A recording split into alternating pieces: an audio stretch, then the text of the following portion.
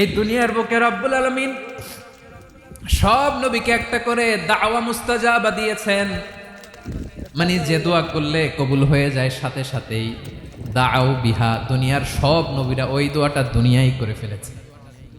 সব নবীকে আল্লাহ একটা করে দোয়া দিয়েছেন, নবী দোয়া করলেই কবুল। সব নবীরা ওই দোয়া করে ফেলেছে দুনিয়াতে। বিশ্বনবী বলেন আমি করি নাই।